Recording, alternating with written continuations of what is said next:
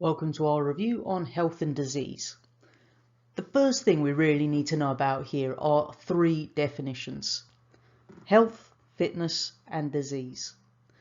When we're talking about health, we're talking about being free from disease. If we refer to someone's fitness, that's their ability to carry out an activity. And if we're talking about a disease, that's a condition caused by any part of the body not actually functioning properly. So what we find is our diseases can actually be grouped into two main categories. First one, communicable diseases. These are the ones that are basically contagious. They spread between organisms. And the second one, non-communicable diseases. These ones don't spread between individuals. If we consider the communicable diseases in a little bit more detail first of all, then these are the ones, as I've said, that can spread between organisms. And they're mainly caused by microorganisms.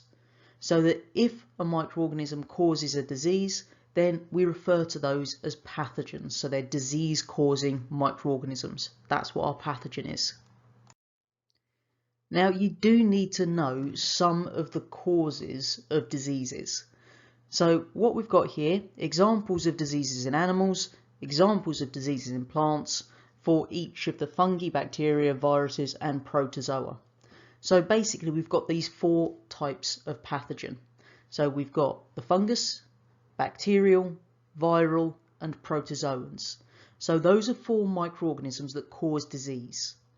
Now, if we go to our animal column, first of all, then an example of an animal disease caused by a fungus is athlete's foot, which you can see on the top left diagram there with that rather crusty toe appearance. An animal disease caused by a bacteria would be tuberculosis, and the next picture along on that top row shows you a lung that's been infected with tuberculosis. Third one along is the virus influenza, or common flu as we know it. And then on the far right we have a little mosquito there, which is a nice carrier for malaria, which is a protozoal disease in animals. It's not just animals that will have these diseases that can be spread from one organism to another. Plants also have diseases. So the examples we've got on the far right hand side there are the plant diseases. So a fungal plant disease is powdery mildew in the bottom left picture. Bacterial plant disease, crown gall disease, which you can see on the next picture along. The viral disease is tobacco mosaic virus, the third picture there. And then the protozoal disease would be the coffee flow necrosis. The second category of disease are the non-communicable diseases, and these are ones that can't be spread between organisms. So some of the main causes of these non-communicable diseases include having a poor diet. So what we see is things like scurvy here. Now, scurvy is caused by a lack of vitamin C.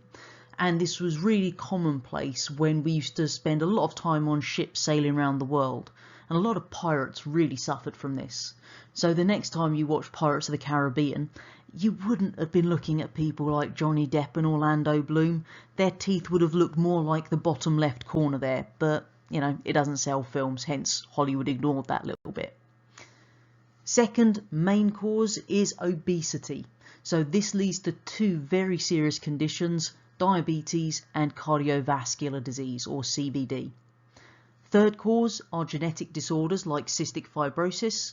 And then the last one are any of these body processes that aren't operating correctly.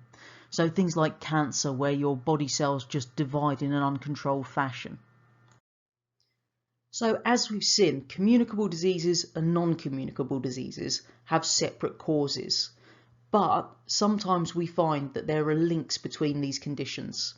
So to give you an example there, we've got HPV, so human papillomavirus, and that actually causes most cases of cervical cancer, which, as we've said previously, cancers tend to be caused by your body process not working properly.